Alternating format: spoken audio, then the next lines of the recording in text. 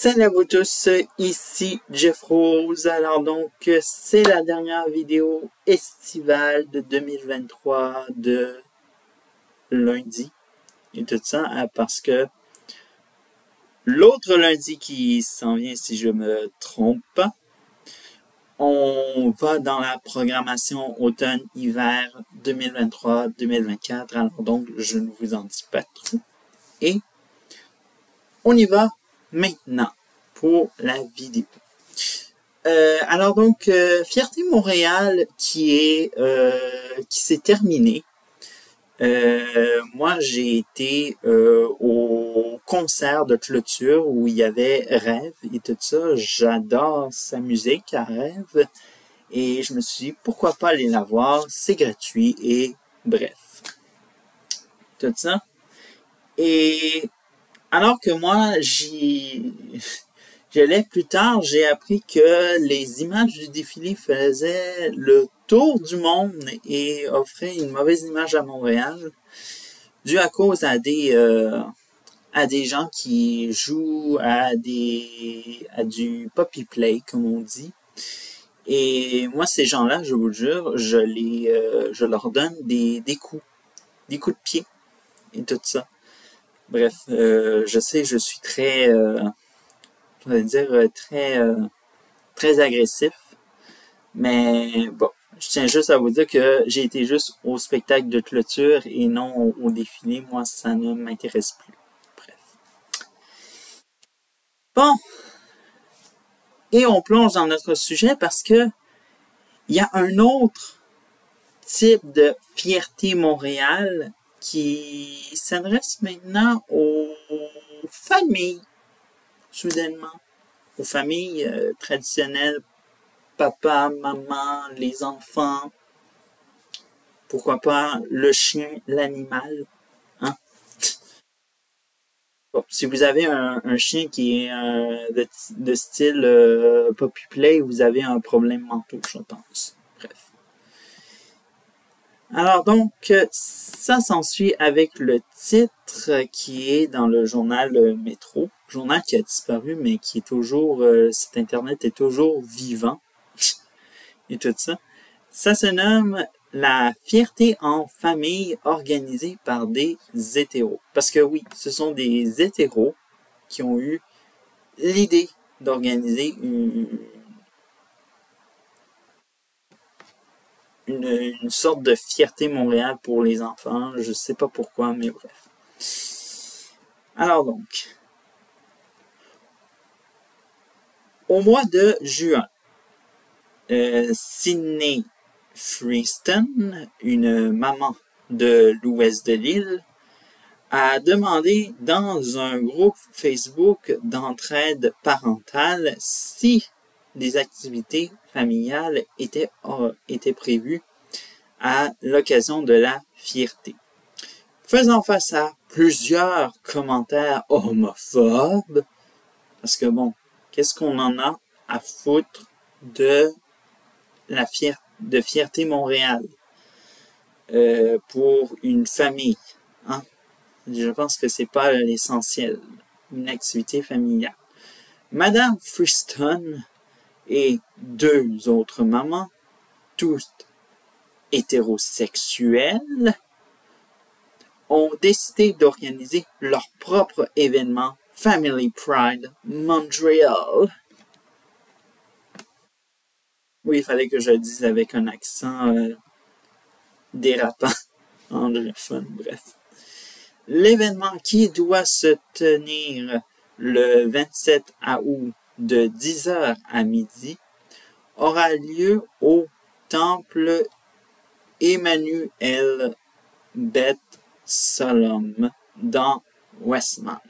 Et tout ça. Pour tous ceux qui ne connaissent pas Montréal, vous connaissez le centre-ville, eh bien, si vous allez un petit peu à l'ouest et tout ça, vous avez la fameuse municipalité de Westmount. La salle est prêtée aux organisatrices par la rabbine Lisa Krujkau. Je ne sais pas comment on le prononce. Elle-même dans une relation homosexuelle. Bon, tout est relié ensemble. Qui tient des célébrations inclusives aux communautés 2S LGBTQ+. Pour tous ceux-là qui ne savent pas pourquoi il y a ce que ça veut dire 2S, c'est Two Spirits, ceux qui sont autochtones. Bref. Comme le sabbat de la fierté. Family Pride Montréal souligne ne pas être un événement religieux. Évidemment que ce n'est pas religieux, votre affaire. Au programme bricolage et maquillage à la thématique arc-en-ciel, histoire et contes portant sur l'inclusion et les différentes formes que peut prendre une famille, jeux gonflables et collations, le tout sous la thématique Love is Love ou L'amour c'est l'amour en français.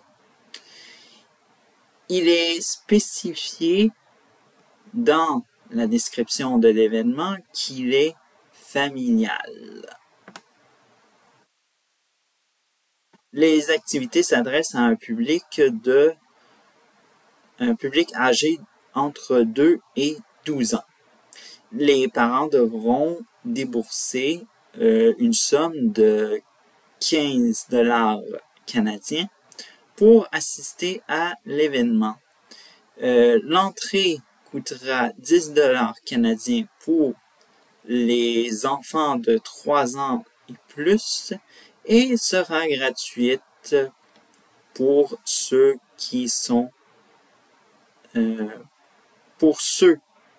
âgés de moins de 3 ans. Le prix des billets servira à payer les agents de sécurité, alors que les fonds excédentaires sont visés par l'organisme Rainbow Railroad. Je ne sais pas qu'est-ce que c'est cet organisme-là, mais quand même, je vais essayer d'aller voir qu'est-ce que c'est. Ça semble être un organisme anglophone. Bref. Alors donc, à vos francophones, vous donnez un organisme anglophone. Bref.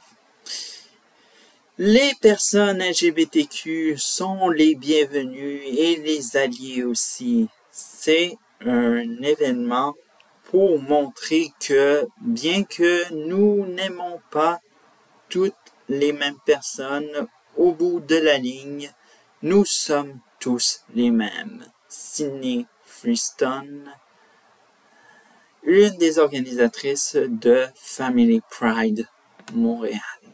Wow. Une programmation qui oublie les jeunes enfants. Oh là là. Alors donc, Madame Freestone a 2 enfants. Holden? Oui, on dit Holden, 2 ans, et Isabelle, 4 ans. Je ne sais pas si elle est anglophone ou francophone, Isabelle, mais bref. Isabelle, 4 ans. Bien qu'elle soit elle-même hétérosexuelle, la maman souhaite leur offrir une vue d'ensemble des différentes hétérosexuels. C'était pas assez un livre pour Sydney, alors donc Sydney a décidé de travailler very hard pour organiser un événement dans une salle et utiliser des vraies personnes comme jouets pédagogiques. On peut comprendre demain.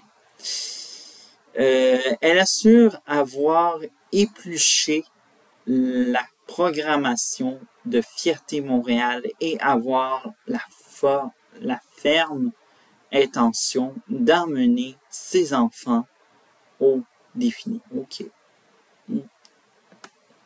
Bon, au moins, il y a beaucoup de jouets pédagogiques dans son panier à Sydney. Le mois de juin est le mois de la fierté partout dans le monde. Bon, pas partout dans le monde, on se calme, c'est en Occident, explique Madame Friston. À ce moment-là, il n'y avait vraiment pas d'activité liée à la fierté pour cet été à Montréal. Au Québec et en Colombie-Britannique, notamment, la fierté est célébrée au mois d'août. On n'est pas les seuls. La maman explique qu'elle aurait aimé retrouver dans la programmation du festival des activités semblables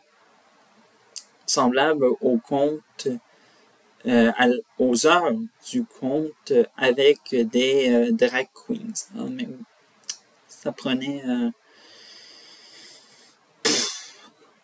ces fameuses drag groomers. Tout ça. Questionné à ce sujet, la coalition des familles LGBT soutient qu'une heure du conte est souvent organisée pendant la fierté, mais cette année fait exception. Parce qu'ils savent littéralement qu'est-ce que ça va faire. Littéralement, les gens vont se réunir pour manifester et un petit peu le gros kit. Fierté Montréal n'a pas pu répondre aux demandes de métro occupés par les lancements de la fierté, les lancements des festivités. Ils étaient peut-être pas seulement occupés pour les lancements de la fierté, ils voulaient juste pas répondre que il va y avoir des gens qui vont manifester. Quand on se penche sur la programmation du festival paru à la fin mai, on constate que les journées communautaires offrent des installations pour les enfants comme des jeux gonflables et que certains kiosques comme celui de la coalition des familles LGBT+, il n'y a pas de Q, désolé, offriront du matériel de bricolage. C'était pas assez pour peut-être si vous voulez qu'il y ait des personnes de la communauté LGBTQ+, qui viennent et qui veulent devenir parents, de faire une séance d'information peut-être. On ne le sait pas. Hein, de 10h à midi, une belle séance pour l'adoption. Bref. Une file ligne sur laquelle marcher. Lorsque questionné quant au fait que les organisatrices de l'événement ne font pas partie des 2 S LGBTQ+, Sydney Thurston soutient que des membres de ces communautés, oui, il faut dire au pluriel maintenant parce que, ouais, c'est un peu désastreux, participeront à cet événement. Et, je veux dire, si ça fonctionne bien cette année, nous aimerions qu'ils reviennent annuellement et avoir plus de bénévoles de la communauté pour donner un coup de main. Pour l'instant, nous sommes simplement heureuses de démontrer que nous sommes des alliés. C'est Sydney qui parle toujours, évidemment. Alors donc, Bien qu'elle comprenne que les organisatrices sont bien intentionnées, la relationniste de la coalition des familles LGBT+, MD Dussault, souligne que des personnes straight, parce que bon, les personnes hétéros, c'est pas assez pour eux, évidemment, faut dire straight, qui organise un événement pour la communauté LGBT, c'est marcher sur une ligne bien mince. Ah, ben oui. Parce qu'il faut être en mesure d'offrir un environnement sécuritaire et accueillant aux personnes concernées et assurer que la représentation qu'on fait d'elles et de leur famille soit fidèle à la réalité. Fait-elle valoir? Bon, c'est vrai. MD a raison, hein? Du monde straight qui organise un événement qui concerne la communauté LGBT+, c'est comme des personnes blanches qui organisaient un événement pour des personnes noires. Ça peut être sensible, oui. Bon. Si ND le dit, bon, peut-être que Sydney va se retourner et puis ne pas en organiser un deuxième, on ne le sait pas.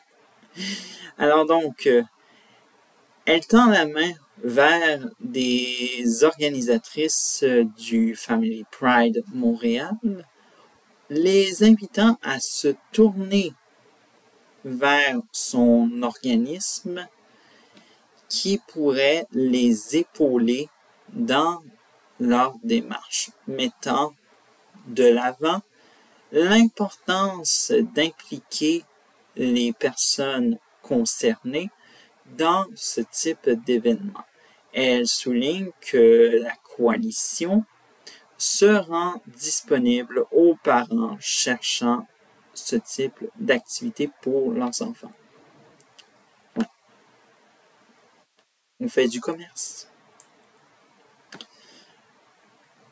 Quant au slogan Love is Love, Madame Dussault rappelle que le mouvement est rendu un peu plus loin que, oui, l'amour, c'est l'amour, mais en mettant ça de l'avant, on peut oublier certaines personnes derrière. Ouais. Alors donc, comme les personnes QTBI, d'autres lettres,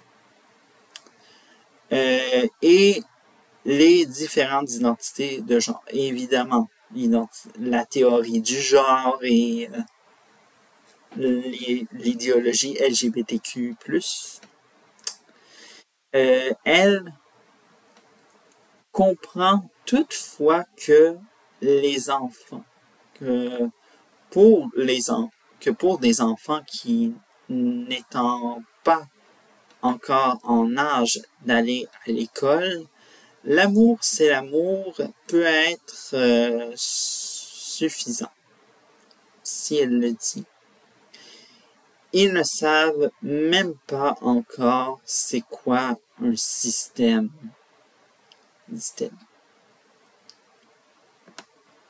Ben, on nous montrait un système digestif, on sait c'est quoi un système déjà dans les livres, à moins que Madame Dussault n'ait jamais eu ça quand elle était jeune, la pauvre. Des activités pour tous les âges. ND Dussault assure qu'en plus du défilé, tous les spectacles qui se déroulent sur la scène extérieure sont grand public. Ah bon. Les spectacles qui sont considérés pour les adultes vont tous se dérouler en salle. Ah bon. Il va y avoir sûrement des drag queens, des drag kings et tout le truc. Sont également au programme des espaces bienveillants, soit disons-le des safe spaces, pour la jeunesse située loin de la foule et sans alcool. Le premier organisé par et pour les jeunes de la diversité sexuelle et de genre de 14 à 25 ans, se veut un espace bien accueillant, calme, axé sur le respect et la compréhension.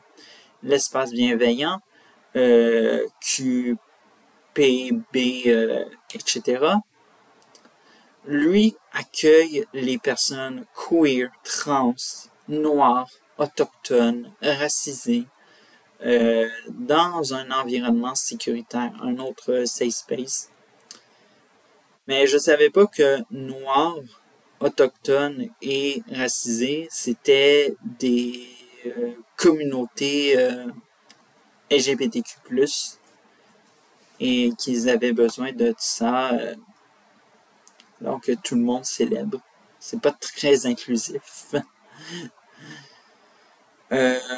Aux parents nerveux à l'idée d'amener leurs enfants au défilé de peur de voir des personnes en tenue légère ou rappelant différentes fétiches sexuels, MD Dussault rappelle que ce type d'accoutrement est répandu dans de nombreux festivals. Mais oui, sauf que on se fait juger parce que un tel se montre les fesses, mais une telle exagère un peu trop sur son top. Pour répondre aux questions des enfants, elle suggère de préparer d'avance des réponses aux questions sensibles. Évidemment, faire de la pédagogie, tout ça. Si votre enfant pose des questions au sujet de personnes habillées en furry ou en suit d'animaux en cuir, on peut tout simplement leur expliquer que ces personnes-là sont déguisées d'un tel en exemple. Ou tout simplement, on peut leur dire qu'ils ont une maladie mentale et puis qu'ils sont des animaux. Et c'est déjà la fin. La rabbine Lisa Grushkow, quelque chose de même si ça se dit, n'a pas retourné les appels de métro. Eh bien, ce qu'on peut en déduire, c'est que, évidemment, c'est des anglophones, évidemment, et puis les anglophones et le reste de la planète aiment ça aiment ça déraper. Moi, je vais y aller juste pour espionner, pour voir si c'est réellement, et je vais y sortir. Je vais rester environ 1 heure. Et si c'est réellement ce que moi je m'imagine et tout ça. Bref. On se verra peut-être pour la story time mardi prochain. Bref. Alors donc, bye, likez, commentez, partagez, puis aussi mon TikTok. J'ai TikTok. TikTok. Bref. C'est ça. Alors donc, ciao.